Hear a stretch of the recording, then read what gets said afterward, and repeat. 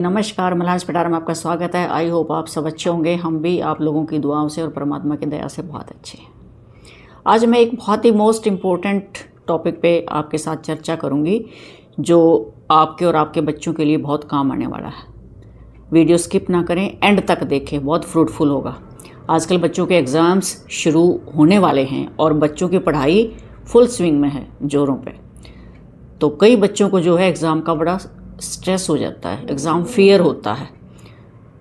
उससे बच्चे कैसे बाहर निकलें? तो एग्ज़ाम स्ट्रेस को दूर करने के लिए मैं 6-7 टिप्स आपके साथ डिस्कस करूँगी, क्योंकि ये मेरा प्रोफेशन रहा है और मुझे इसका बहुत अच्छा एक्सपीरियंस है। तो आई होप आपको ये वीडियो अच्छी लगेगी और ध्यान से सुने, प्लीज़ बने रहें मेरे साथ, ताकि आपको और आपके बच्चे को कोई दिक्कत ना हो। क्योंकि देखिए, जब एग्ज़ाम्स डेज में बच्चा स्ट्रेस में होता है ना, तो पेरेंट्स भी स्ट्रेस में आ जाते हैं बच्चे को लेके, और फिर उनकी समझ में नहीं आता कि हम बच्चे को कैसे रिलैक्स करें, कैसे इसका ब्रेन हम वॉश करें और कैसे इसका पढ़ाई में मन लगे, या बच्चा कैसे अच्छा स्कोर करे और बच्चा हेल्दी रहे। तो आइए हम इस पर चर्चा करते हैं। तो सबसे पहली बात है कि पढ़ाई का सही तरीके से सिस्टम बनाएं। सबसे पहले बच्चे, जितना भी टाइम है बच्चे के पास, उस टाइम के अकॉर्डिंग अपना टाइम टेबल बनाएं कि इतने समय में मैंने एक सब्जेक्ट पढ़ना। जैसे 5-6 सब्जेक्ट्स होते हैं बच्चों के, 10th में 12th में भी 4-5 सब्जेक्ट होते हैं जो बोर्ड के एग्ज़ाम्स हैं, या जो हायर क्लासेस में भी हैं, सबके एग्ज़ाम्स होते हैं। अपने सब्जेक्ट के अकॉर्डिंग टाइम टेबल बनाएं, और टाइम टेबल बनाने के बाद उसको स्किप ना करें या मिसमैच ना करें कि अब मन ये कर रहा है वो कर लो, या आज मेरा ये करने का मन नहीं है, आज मैं वो नहीं करूँगा। ऐसा नहीं होना चाहिए। उसके बाद सबसे बहुत इम्पोर्टेंट बात है कि रट्टा कभी ना लगाएं। कंसेप्ट्स क्लियर करें, समझने की कोशिश करें, अंडरस्टैंड करें, और फिर अपने थॉट्स में उसको एक्सप्रेस करें। क्योंकि देखिए, जब हम कई बार रट्टा लगाते हैं ना, वर्ड टू वर्ड, तो वो सेम चीज़ हम कभी लिख ही नहीं पाते। और जहाँ पर हम भूल गए, रट्टाफिकेशन, क्रैमिंग जो होती है, एक बार जहाँ भूल गए फिर हम आगे उसको कंटिन्यू ही नहीं कर पाते हैं और हम वहीं स्टक हो जाते हैं। तो रट्टा कई बार हमें बहुत बड़ा धोखा दे देता है और हम वहीं घूमते रहते हैं और हमारा समय भी बर्बाद होता है कि इसके बाद क्या था, इसके बाद क्या था। तो क्रैमिंग ना करें, कंसेप्ट क्लियर करें और उसके बाद अपने लैंग्वेज में उसको उतारें पेपर के ऊपर। ये सबसे बढ़िया तरीका है। उसके बाद फिर आ जाती है, आप अपने शॉर्ट नोट्स बनाएं। क्योंकि देखिए, चैप्टर में बहुत सारे टॉपिक्स होते हैं। आप मेन हेडिंग के नोट्स बनाएं।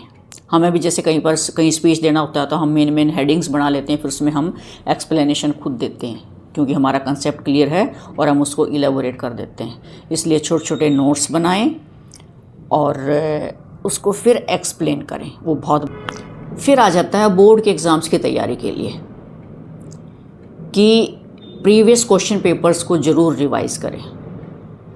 क्योंकि कई बार क्या होता है, एग्ज़ामिनर्स जो पेपर सेट करते हैं तो वो पीछे के क्वेश्चन पेपर उठाते हैं, क्योंकि उनमें सभी इंपॉर्टेंट क्वेश्चंस होते हैं, और वो बहुत सारे क्वेश्चन पेपर्स में से मिला के उन्हीं में से क्वेश्चन छाँट के और एक नया क्वेश्चन पेपर तैयार कर देते हैं। तो हम भी जैसे पढ़ते थे तो हम भी 10 साल के क्वेश्चन पेपर उठा लेते थे और उनको थोरो कर लेते थे। सिलेबस तो करना ही है, साथ साथ सिलेबस को ना छोड़ें कि कहीं वो भी सिलेबस छोड़ दिया और हम खाली 10 साल के क्वेश्चन पेपर से कर लें। थोरो सिलेबस करके उसके बाद फिर आप 10 साल के क्वेश्चन पेपर्स को बहुत अच्छे से प्रैक्टिस करें, कोई भी स्किप ना करें। उसमें कई तरह के क्वेश्चंस होते हैं। एक तो मल्टीपल चॉइस होते हैं, एक 1 वर्ड क्वेश्चन आंसर होते हैं, फिर शॉर्ट आंसर होते हैं, फिर ऐसे टाइप क्वेश्चंस होते हैं। तो इस तरह के 4-5 लेवल के क्वेश्चन होते हैं क्वेश्चन पेपर में। उन सब को 10 साल के क्वेश्चन पेपर्स को एक अपनी नोटबुक बना लें और उनको सब उसमें सॉल्व कर लें और फिर आप तैयारी करें। देखिए, जो शॉर्ट नोट्स होते हैं ना, वो एग्ज़ाम के टाइम पे, जिस दिन एग्ज़ाम है ना, उस दिन भी हमारी बहुत हेल्प करते हैं कि हमें पूरा इतना लंबा चौड़ा सिलेबस देखने की ज़रूरत नहीं है। बस शॉर्ट नोट्स में हमने हेडिंग देखे कि हाँ, इस टॉपिक में ये हैं, ये सब टॉपिक्स हैं और इसकी ये डिस्क्रिप्शन है, और फिर हमारा रिवीजन करने में हमें बहुत आसानी होती है। तो शॉर्ट नोट्स ज़रूर बनाएं, 10 ईयर क्वेश्चन पेपर्स ज़रूर सॉल्व करें और उनकी प्रैक्टिस करें। सेकेंड पॉइंट आ जाता है, स्ट्रेस दूर करने के लिए पढ़ाई के बीच में आप ब्रेक ज़रूर लें। 30 मिनट पढ़ाई करें, 5 या 10 मिनट का ब्रेक लें। 30 मिनट पढ़ाई करें, 5 या 10 मिनट का ब्रेक करें। और उस ब्रेक में जो है ना, आप सोशल मीडिया से दूर रहें, ना आप फ़ोन में स्टिक हों, ना आप और किसी चीज़ के साथ। क्योंकि अगर फ़ोन में या किसी चीज़ में आप घुस जाते हैं, सोशल मीडिया में घुस जाते हैं, तो फिर आपको पता ही नहीं चलता कि आपका वहाँ कितना टाइम लग गया, और आपका इंटरेस्ट बनता चला जाता है और आपका समय बर्बाद होता है। तो इसलिए 5 या 10 मिनट का ब्रेक लें बस। उसमें आप कुछ घर में हल्का फुल्का छोटा मोटा गेम खेल सकते हो, या घर में अपना रूम मैनेज कर सकते हो। लड़कियां किचन में मदद कर सकती हैं ताकि उनका माइंड फ्रेश हो जाए। तो इस तरह की छोटी छोटी एक्टिविटी आप कर सकते हैं। और जब आपको लगे कि हाँ आपका ब्रेन बहुत ज़्यादा थक गया है, तो कुछ देर के लिए आप मेडिटेशन करें, डीप ब्रीदिंग करें। आप करके देखिए डीप ब्रीदिंग, लंबे सांस लें।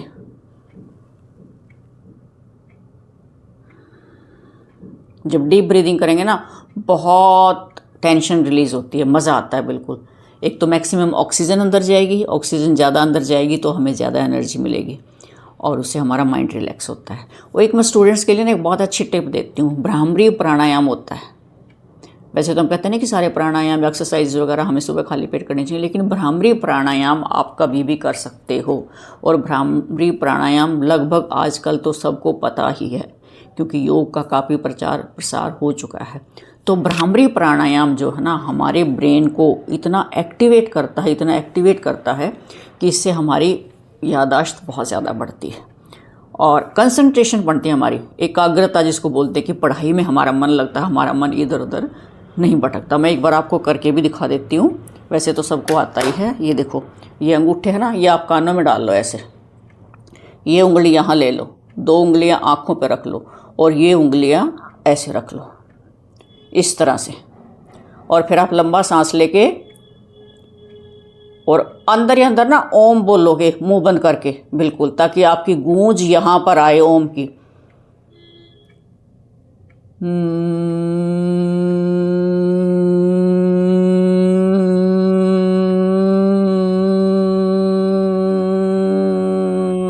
ऐसे ओम को जितना लंबा खींच सकते हो और उसकी वाइब्रेशन आपने यहाँ फील करनी है, और उससे आपकी कंसंट्रेशन बढ़ेगी। कंसंट्रेशन का मतलब होता है आपका मन जमेगा पढ़ाई में, और सेल्स इतने एक्टिवेट हो जाएंगे आपके ब्रेन के कि आपकी याददाश्त बढ़ेगी। जो चीज़ याद करोगे वो आप भूलोगे नहीं। तो मेडिटेशन और डीप ब्रीदिंग और भ्रामरी स्टूडेंट्स के लिए बहुत ज़रूरी है। अगला पॉइंट आ जाता है, अब तक तो मैंने ब्रेन की बात की, अब आ जाता है हमारे हेल्दी फूड के लिए कि हमने हेल्दी फूड लेना है। कोई जंक फूड नहीं लेना है, कोई कैफ़ीन वाला फूड नहीं लेना है, हाई शुगर वाले ड्रिंक्स नहीं लेने हैं, उनसे हमें सुस्ती आती है, हम लेथार्जिक होते हैं। और 8 घंटे की नींद हमारे शरीर के लिए बहुत ज़रूरी है, माइंड को रिलैक्स करने के लिए। देखिए हम दिन में काम करते करते थक जाते हैं ना बच्चों, तो एक समय आता है कि हमारी बॉडी इतनी फटीग हो जाती है कि हमें होता है अब इससे ज़्यादा और नहीं होगा। तो हमारा मन भी ऐसे ही है लगातार। ये पेरेंट्स के लिए भी मेरी अपील रहेगी कि बच्चों के ऊपर ज़्यादा प्रेशर ना बनाएं, और लगातार पढ़ने से हमारा मन भी थकता है और उसको भी रेस्ट की बहुत ज़रूरत होती है। तो 8 घंटे की प्रॉपर नींद लें और उसके बाद जंक फूड से ना करें, ग्रीन वेजिटेबल्स लें, ड्राई फ्रूट्स लें, फ्रूट्स ज़्यादा लें, फाइबर ज़्यादा लें अपने, और पानी की मात्रा ज़्यादा बढ़ाएं, जिससे आप हेल्दी रहेंगे। अगर आप जंक फूड खाएंगे या और कुछ ऐसे उल्टा सीधा खाएंगे, सॉफ्ट ड्रिंक्स वगैरह लेंगे, तो क्या होगा, आप बीमार होंगे, आपका शरीर लेथार्जिक होगा, सुस्ती आएगी और आप ढंग से फुल एनर्जेटिक होकर अपनी पढ़ाई नहीं कर पाएंगे। इसलिए बैलेंस्ड डाइट लें, ग्रीन वेजिटेबल्स लें, fruit, dry fruits, healthy food लें, घर में बना हुआ न्यूट्रिशियस फूड लें और लिक्विड की मात्रा बढ़ा दें। पॉइंट आ जाता है 4th पॉइंट, पॉजिटिव सोच रखें और ओवर थिंकिंग से बचें। पॉजिटिव सोच का मतलब yes I can do, I will do, I have to do, मैं ज़रूर कर दूंगा इसको। मतलब दिमाग में ये तो आने ही नहीं देना है कि इतना मुश्किल सिलेबस है, क्या मैं रिवीजन कर पाऊंगा, नहीं कर पाऊंगा, वो तो आने ही नहीं देना है। हमेशा पॉजिटिव सोच रखें अपने दिमाग में, और सेल्फ डाउट्स हैं उनको हमेशा दूर करने की कोशिश करें। हमारे मन में कई तरह की शंकाएं आती हैं, कहीं वो मेरे से ज़्यादा नंबर नहीं ले जाएगा, कहीं मेरे अच्छे मार्क्स नहीं आएंगे, कहीं मैं फ़ेल तो ना हो जाऊं, पेपर टफ तो नहीं आएगा, या मैंने जो सिलेबस किया उसमें से क्वेश्चंस आएंगे या नहीं आएंगे। इस तरह के डाउट्स जो हैं, सेल्फ़ डाउट्स जो हम खुद क्रिएट करते हैं, उनसे बिल्कुल दूर रहें। सिर्फ पढ़ाई पे फोकस करें, हेल्थ पर ध्यान दें और फुल प्रिपेयर होकर जाएं। ये सभी डाउट्स आपके ख़त्म हो जाते हैं बिल्कुल, क्योंकि जब अच्छे से तैयारी करोगे तो ये डाउट्स रहेंगे ही नहीं और आप बहुत अच्छा स्कोर करेंगे या एग्ज़ाम्स में आप बहुत अच्छा कर पाएंगे। फिर आ जाता है कि नेगेटिव लोगों से दूर रहें। नेगेटिव कोई भी हो सकते हैं, हमारे घर में भी हो सकते हैं। कई बार कह देंगे पेपरों के दिन आ गए, तू पढ़ता नहीं है, तू कुछ नहीं कर पाएगा, तू फेल हो जाएगा, या इस तरह की बातें। पेरेंट्स भी ना कहें बच्चों को और बच्चे भी इससे दूर रहें। या कई बार दोस्त भी लेग पुलिंग करते हैं, देखा पढ़ाकू, तू फेल हो जाएगा, तू ये नहीं करेगा, वो नहीं करेगा। तो इस तरह के नेगेटिव लोगों से बिल्कुल दूर रहें। एग्ज़ाम्स डेज़ में बिल्कुल किनारा कर लें और अपने आप को आइसोलेट कर लें, ऐसे लोगों से बिल्कुल दूर रहें। और नेगेटिव लोगों से दूर रहकर जो अपने एफ़र्ट्स आप करना चाहते हो, जो प्रयास आप करना चाहते हो, जो मेहनत आप करना चाहते हो, सिर्फ उस पर फोकस करो, उस पर विश्वास करो कि हाँ मैंने मेहनत करनी है और मैंने कामयाब होना है। किसी के व्यूज़ लेने की ज़रूरत, नेगेटिव लोगों के व्यूज़ लेने की ज़रूरत नहीं है। अपने टारगेट पर, अपने एफ़र्ट्स पर फोकस करें, उसमें कमी ना आने दें कभी भी, तो आप ज़रूर कामयाब होंगे। पांचवी बात आ जाती है कि अगर आपको लगे कि आपको किसी से बात करने से आपका स्ट्रेस कम होगा या आपके कुछ डाउट्स हैं, सेल्फ़ डाउट्स भी हैं मान लो, तो ज़रूरत पड़ने पर आप बात ज़रूर करें। आप अपने पेरेंट्स से बात करें। सबसे पहले देखो, हमारे शुभ चिंतक पेरेंट्स होते हैं। आपके दिमाग में कोई भी स्ट्रेस है, कोई भी डाउट्स हैं, तो अपने पेरेंट्स से खुलकर बात करें। बातों को छिपाएं नहीं, उनसे डरें नहीं कि मैं पेरेंट्स से कोई बात कहूँगा तो वो कहीं डांट ना दें या मुझे गलत समझें। तो देखिए बच्चों, पेरेंट्स जो है ना वो तुम्हारे सबसे ज़्यादा वेल विशर और हितैषी हैं। आप कितनी ही भी ऐसी मुसीबत में फंस जाओ जहाँ तुम ये सोचोगे ना कि अभी यहाँ तो कोई समाधान ही नहीं है, तो वहाँ से भी पेरेंट्स आपको निकालते हैं। इसलिए पेरेंट्स से कभी भी कोई बात अपने मन की ना छुपाएं। अपने सारे डाउट्स जो हैं पेरेंट्स के सामने खोल के रख दें। फिर या कोई आपके फ्रेंड ऐसे हैं जो आपको बहुत अच्छे से अंडरस्टैंड कर सकते हैं, आप अपने फ्रेंड्स के साथ भी अपने स्ट्रेस को शेयर कर सकते हैं। उसके बाद आपको होता है कि किसी टॉपिक में आपको कोई प्रॉब्लम है तो आप अपने टीचर्स से डिस्कस कर सकते हैं। उस टाइम में भी कई बार स्कूलों में फ्री कर देते हैं, तो कोई बात नहीं, आप स्कूल जाइए। हम तो कहते हैं बच्चों को कि किसी की भी कोई प्रॉब्लम है आप आइए किसी भी टाइम, हमसे पूछिए, कितना भी टाइम स्कूल में लगाएं। तो टीचर भी आपके वेल विशर होते हैं, क्योंकि उनको भी होता है कि ये मेरा स्टूडेंट और इसको हर तरह से मैंने लायक बनाना है, कामयाब बनाना है। आप अपने मेंटर्स, टीचर्स सबके साथ खुलकर अपनी प्रॉब्लम से डिस्कस कर सकते हैं। वो चाहे मेंटल स्ट्रेस हो, आपकी कोई भी घबराहट या चिंता हो, या चैप्टर से, सिलेबस से रिलेटेड कोई भी आपकी क्वेरी है, तो आप खुलकर उनसे बात करें, हेजिटेट ना करें, क्योंकि अगर समय निकल गया हेजिटेशन में तो उसका कोई फ़ायदा नहीं है।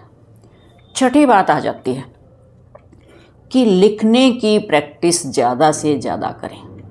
अगर आप एग्ज़ाम्स में टॉप करना चाहते हैं, हाईएस्ट स्कोर करना चाहते हैं, तो जो भी आप याद करते हैं, याद कर लिया, क्रैमिंग नहीं करनी, उसके बाद अपनी लैंग्वेज में उसको बार बार लिख कर देखिए। क्योंकि एक चीज़ जब आप लिख कर देख लेते हो ना, याद करके, वो कभी भी नहीं भूलती है। कई बार स्टूडेंट्स क्या गलती करते हैं, ऐसे बुक देख ली है कि हाँ बस मैंने पढ़ लिया, और जब लिखने लगते हैं ना तो सब साफ हो जाता है, या लिखते हैं तो बहुत सारी गलतियाँ करते हैं। लैंग्वेज में स्पेलिंग्स की मिस्टेक करेंगे, मैथ्स में फार्मूला, साइंस में भी फार्मूला, इस तरह की गलतियाँ करेंगे, क्योंकि उसने लिख के तो देखा ही नहीं, किसी भी चीज़ को पेपर पे तो उतारा ही नहीं है। तो जब आप लिख के देखते हो तो फिर खुद आप उसको चेक कीजिए, जो आपका रिटन मटेरियल, जहाँ से आपके नोट्स हैं वहाँ से याद किया, वहाँ से उसको मैच करो, गलतियाँ ढूंढो, स्वयं अपनी टीचर खुद बन जाओ और उन गलतियों को बार बार रिवाइज़ करो, लिखो, और उसके बाद देखना आप कभी भी गलती नहीं कर पाओगे। तो लिखने के देखो दो फ़ायदे हैं। एक तो आपको याद पक्का हो जाएगा, आप भूलोगे नहीं, आपको पता चल जाएगा आपके गलती करने के स्कोप कहाँ हैं, और दूसरा आपकी राइटिंग तेज होगी, क्योंकि पेपर में जो है लिमिटेड समय होता है, आपके पास एक क्वेश्चन सेट होता है कि इतने टाइम में इतने क्वेश्चंस करने हैं। तो कई बच्चों का क्या होता है, आता होता है लेकिन स्पीड स्लो होने के कारण जो है उसका पेपर छूट जाता है, पूरा पेपर ही अटैम्प्ट नहीं कर पाता। तो इसलिए लिखने की प्रैक्टिस आप मैक्सिमम रखें। कोई भी ताकत नहीं है जो आपको कम रख दे, इसमें आप बहुत अच्छा स्कोर करोगे। 7वां पॉइंट आ जाता है मोस्ट इम्पोर्टेंट पॉइंट, कि जो सब्जेक्ट या जो टॉपिक आपको लगता है कोई भी क्वेश्चन कि ये मेरे लिए मुश्किल है, ये टफ है, ये मैं नहीं कर पाऊँगा, तो उसको सबसे पहले करें और उसको ज़्यादा समय दें। बार बार प्रैक्टिस करें। प्रैक्टिस तो होल सिलेबस के लिए है कि जितना आप अभ्यास करेंगे उतना आप ज़्यादा सीख पाएंगे, और जो आपको मुश्किल लग रहा है टॉपिक उसको ज़्यादा समय दें, ज़्यादा प्रैक्टिस करें। बार बार प्रैक्टिस करेंगे तो वो चीज़ आपको आसान लगने लग जाएगी और आपको एग्ज़ामिनेशन फियर नहीं रहेगा। वही कहते हैं ना, करत करत अभ्यास के जड़मति होत सुजान, रसरी आवत जात ते सिल पर परत निशान। तो घबराएं नहीं, बार बार प्रैक्टिस करें, जितना हो सके प्रैक्टिस करते रहें। अपनी सेहत का ध्यान रखें, बीच बीच में आप अपना ब्रेक भी लें, रेस्ट भी लें, तो आप बहुत अच्छा स्कोर कर पाएंगे। अब मेरी पेरेंट्स से भी और स्टूडेंट्स दोनों से ये अपील रहेगी, एग्ज़ाम्स के लिए बहुत अच्छे से प्रिपेयर करें। जो मैंने 6-7 पॉइंट्स बताए हैं इनको फॉलो करें और स्ट्रेस फ्री होकर रहें और रिज़ल्ट की चिंता ना करें। हर कोई टॉपर नहीं होता है, हर कोई लूज़र नहीं होता है, परसेंटेज कोई मायने नहीं रखती है।